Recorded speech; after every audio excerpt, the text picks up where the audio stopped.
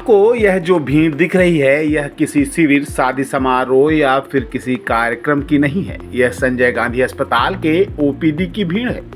सोमवार को यहाँ ऐसी भीड़ उमड़ी कि पैर रखने तक की जगह नहीं थी। पर्ची काउंटर पर कई मीटर लंबी लाइनें लगी थी।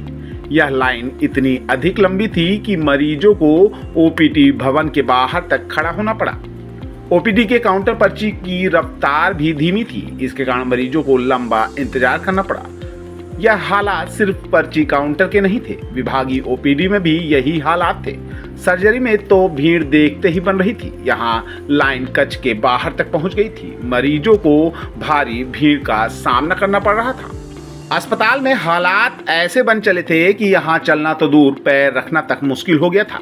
यह हालात सोमवार की वजह से बने। 2 दिन की छुट्टी के बाद जब सोमवार को ओपीडी खुली तो मरीजों की यहाँ भीड़ टूट पड़ी। हालांकि यह भीड़ रीवा के स्वास्थ्य व्यवस्थाओं की भी पोल खोलने के लिए काफी है। यहाँ जिला ही नहीं, संभाग भर से मरीज जांच कराने आते हैं। इससे अंदाजा लगाया जा सकता है कि ग्रामीण अंचल और दूसरे जिलों के स्वास्थ्य सेवाओं की हालत कैसी होगी। सिर्फ मेडिकल कॉलेज और अस्पताल खोलने से ही बीमारियां दूर नहीं होंगी। मरीजों को इलाज करने वाले डॉक्टर और स्टाफ सुविधाएं भी सरकार को मुहैया करानी होगी, तभी संजय गांधी अस्पताल में लगने वाली यह भीड़ कम हो पाएंगी। हालांकि यह भीड़ पहली बार यहाँ नहीं जुटी है। हर सोमवार को या छुट्टी के बाद यहाँ ऐसे ही हालात बनते हैं।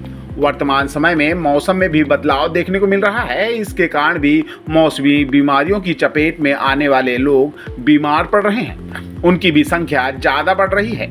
संजय गांधी अस्पताल में सब कुछ ठीक है, लेकिन यहाँ पर्ची काउंटर की व्यवस्था काफी कमजोर है। मरीजों को लंबी लाइनों में पर्ची के लिए इंतजार करना पड़ता है। काउंटर बढ़ाए नहीं जा रहे। इसके अलावा यहाँ सर्वर सबसे बड़ी समस्या बना हुआ है। इसके कारण हालात और बिगड़ जाते हैं। ओपीडी भवन में वैसे भी पर्ची काउंटर के लिए जगह कम थी, ऊपर से यहाँ एक और नई व्यवस्था कर दी गई है। जगह जगह जांच पर्ची काउंटर खोल दिया गया है। इसके कारण हर जगह मरीजों को लाइन में ही खड़ा होना पड़ता है। इन लाइन के चक्कर में मरीज एक दिन में पूरी जांच और इलाज नहीं करा पाते। कई तो पर्ची काउंटर में ही खड़े रह जाते हैं। उन्हें डॉक्टर तक पहुंचने का मौका ही नहीं मिलता। यह हालात कब सुधरेंगे यह तो यहाँ का प्रशासन ही जाने, लेकिन बदहाल व्यवस्था लोगों के लिए हर दिन की परेशानी बनकर रह गया है।